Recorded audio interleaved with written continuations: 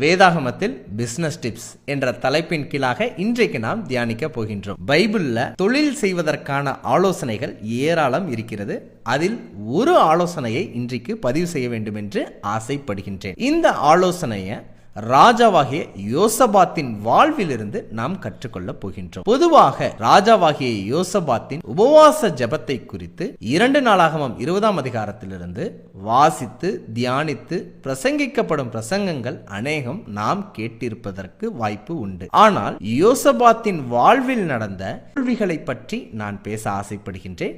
இந்த தோல்வியிலிருந்து நாம சில பிசினஸ் டிப்ஸ், தொழிலுக்கான ஆலோசனையை நாம் புரிந்து கொள்ள போகின்றோம். தொழிலில் தோல்வி. பொல்லாத அரசனான ஆகாபின் பொல்லாத குமாரனாகிய அகசியா என்ற ராஜாவுடன் தொழில் செய்வதற்கு தோழமை பண்ணுகிறார். இவங்க 2 பேரும் சேர்ந்து ஓபீர் என்ற இடத்தில் தங்கத்தை வாங்கி வர்த்தகம் செய்யலாம் என்று கப்பல்களை செய்கிறார்கள்.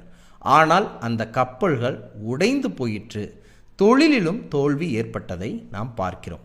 நான் சொல்லுகிற இந்த சம்பவங்கள் எல்லாம் பைபிளில் எங்க இருக்குன்னு நீங்க யோசிக்கிறீங்க அப்படின்னா, 1 ராஜாக்கள் 22ஆம் அதிகாரத்திலும் 2 நாளாகமோ 20ஆம் அதிகாரத்திலையும் முழுமையா வாசிச்சீங்கன்னா தெரிந்து கொள்ளலாம்.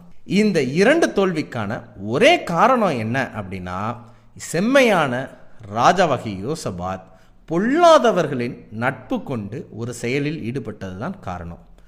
தொழில் செய்யக்கூடியவர்கள் நீங்கள் கர்த்தருக்கு உண்மையாகவும் உத்தமமாக இருக்க வேண்டும்.